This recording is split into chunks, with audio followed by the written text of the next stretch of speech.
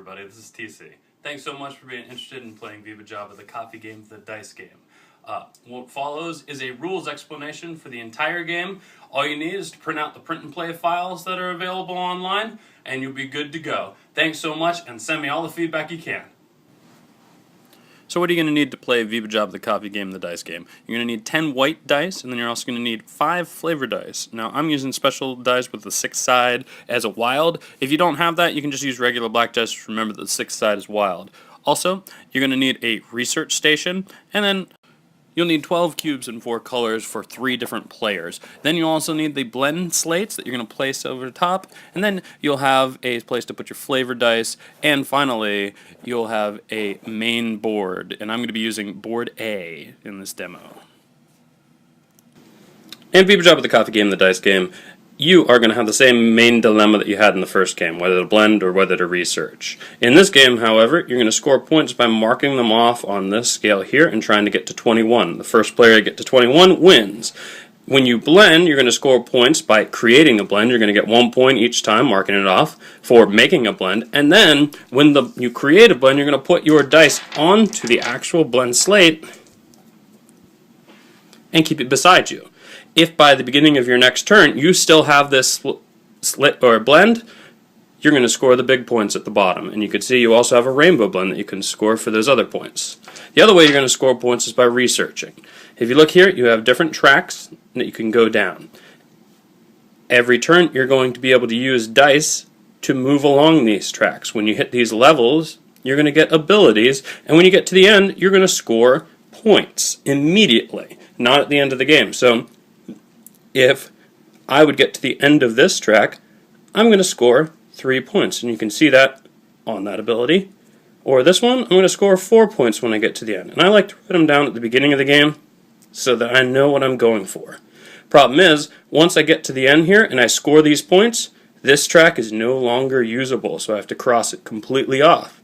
So it may not be good to lose an ability early that you might like. So, in VivaJava, the dice game, there are 3 different parts to a turn. Mainly, you're going to be rolling 5 dice, well, and seeing what you get. But there are 3 parts in the beginning, middle, and the end, to be simple. The beginning part of your turn is where you're going to see if you have any blends in front of you, and if you did, you would score points for them. At the beginning of the game, you're not going to have anything in front of you, so you're kind of just going to skip to rolling dice.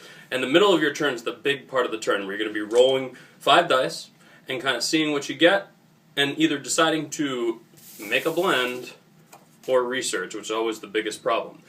The end of the turn is where you're going to see little special effects that may come up on different abilities that you'll have, or any abilities that you get will activate at the end of your turn. So you could use a token at the end of your turn, or use those abilities. But it's any abilities that you can't use to actively affect dice.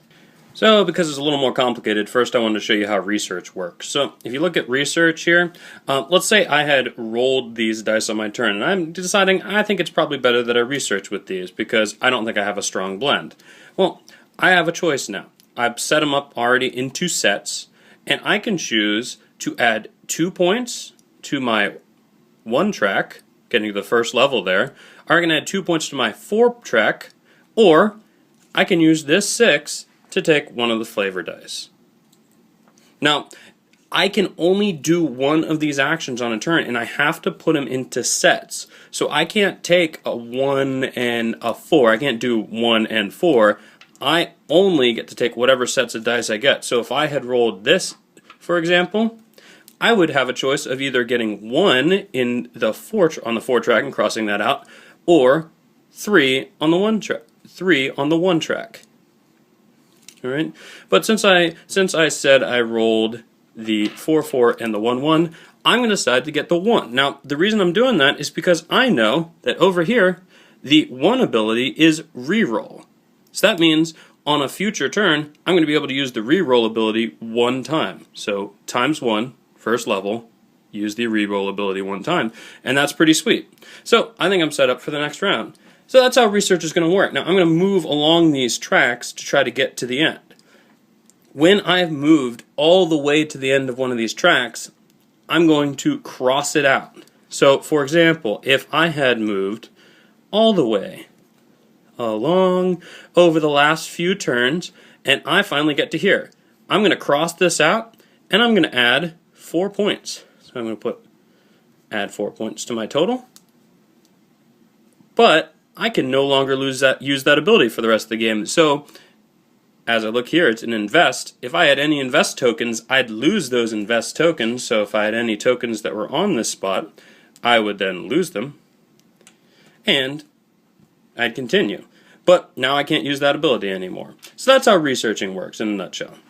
So I only briefly touched on what the flavor dice do, but flavor dice have one wild side on their 6 face, and whenever you research for a 6, you're going to get that many flavor dice. So if you used 1 6 from your blend to take flavor dice, well, then you're just going to get 1. But if you use 3, you would take 3 and put them beside you. Next turn, you're going to get to roll all 5 of your normal dice, plus these 3. So you roll 8 dice on that turn, keeping in mind that one side's wild and you can use it for anything, and you're going to use the best 5 dice to either make a blend or use for research. You'll never use more than 5, but it really increases your odds, especially if you have any reroll abilities. So, and then also, once you've rolled them, you're going to replace anything in a blend that you've made with the flavor dice with normal dice, and place your flavor dice back onto that thing. These are the flavor coaster has 5 dice and they're limited. So if people take all of them and leave 1 for you, even if you have 3 dice, you only get to take 1. So the other option you have on your turn is to blend, and there's 2 types of blends. There's either the rainbow blend or the featured blend. We're going to focus on the featured blend this time, and I'll show you how that works. Well, let's say I had rolled this on my turn. Well, looks like a pretty good roll. I have 4 of a kind and 3s. I'm going to make a blend out of that instead of using it for research, because I think this is going to make it around the table. So I'll put this in front of me, and I'm going to score 1 point just for making the blend. And I'm going to mark that on my little sheet here. But then, if this makes it around the table and comes back to me, and no one has beat this blend, I'm going to score those big points, the 3 points, and again, mark it on my sheet. Once I've scored those points, I'll have to degrade my blend by 1. Now I could choose whichever one, but I'm going to keep it nice and keep the 4 of a kind there. Now I have the option. Do I break up this blend and now only roll 4 dice for my turn, or do I skip my turn entirely and think that this blend will make it around again, and if it does, I'm going to score those 3 points again. At that point, I'd have to degrade again, and I'd have a 3 of a kind of 3. So it gets worse and worse. And also, if you decide to take your turn, you don't get to grab the other dice back. You have to roll the 3. And since you need 5 dice to create either of the blends, you're not going to be able to blend that turn, and you're going to have to research. So the scale works very simply.